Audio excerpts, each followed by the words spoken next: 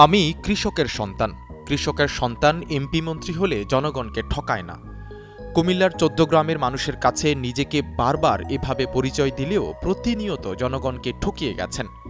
জনগণের সম্পদ লুটে নামে বেনামে দেশে বিদেশে গড়েছেন সম্পদের পাহাড়।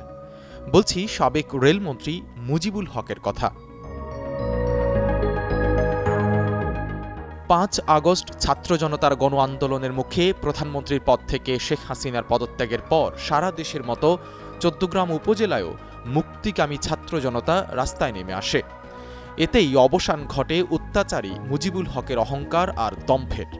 বিক্ষুব্ধ জনতা ১৪ গ্রামের বসুয়ারা গ্রামে অবস্থিত মুজিবুল হকের বাড়িতে ও কার্যালয়ে ব্যাপক ভাঙচুর চালায়।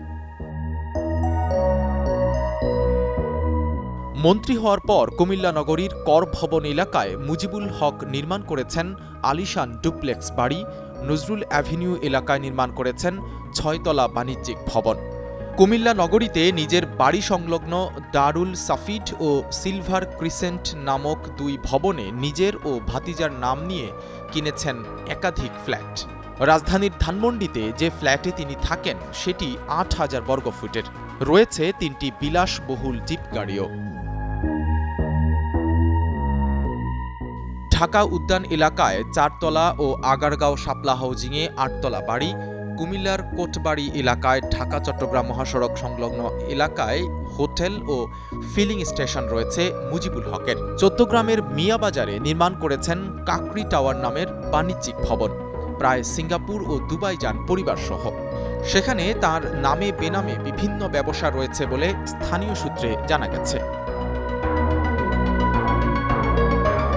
১৪ গ্রামের সকল ফ্যাক্টরি, ইট ভাটা সহ সকল ব্যবসা থেকে নিয়মিত চাঁদা তোলা হতো মুজিবুল হকের নামে।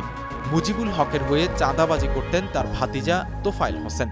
চাচার ক্ষমতার দাপটে শত কোটি টাকার মালিক বনে গেছেন তোফায়েলও। মুজিবুলের নির্দেশে তার লোকেরা বিরোধী দলীয় নেতাকর্মীদের ওপর হামলা, ভাঙচুর, অগ্নিসংযোগ ও লুটপাট চালাত। সাজানো হতো একের পর এক মিথ্যা মামলা। এসব অত্যাচার আর হয়রানি থেকে বাদ যায়নি নিজের দলের নেতাকর্মীরাও। তার অন্যায়ের বিরুদ্ধে কোনো কথা বললেই শুরু হতো অমানসিক নির্যাতন, সন্ত্রাসী হামলা চালানো হতো মানুষের বাড়িঘরে। ৬৭ বছর বয়সে ২০১৪ সালে হুনুফা আক্তার রিক্তাকে বিয়ে করেন মুজিবুল হক। এই বিয়ে নিয়ে দেশব্যাপী বেশ আলোড়ন সৃষ্টি হয়েছিল। বর্তমানে তিনি ৩ সন্তানের জনক। ছাত্রদের কোটা সংস্কার আন্দোলনের শুরুর দিক থেকেই বাংলাদেশে ছিলেন না সাবেক এই সংসদ সদস্য। পরবর্তীতে বাংলাদেশে ফিরলেও তাকে কুমিল্লায় আর দেখা যায়নি।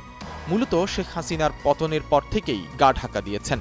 বর্তমানে তিনি ঢাকাতেই অবস্থান করছেন এমনটা শোনা গেলেও এ ব্যাপারে নিশ্চিত হতে যোগাযোগের চেষ্টা করা হলে তার ফোন বন্ধ পাওয়া যায়। আব্দুর রহমানের পাঠানো তথ্যচিত্রে ডেস্ক রিপোর্ট সাঈদ রহমান।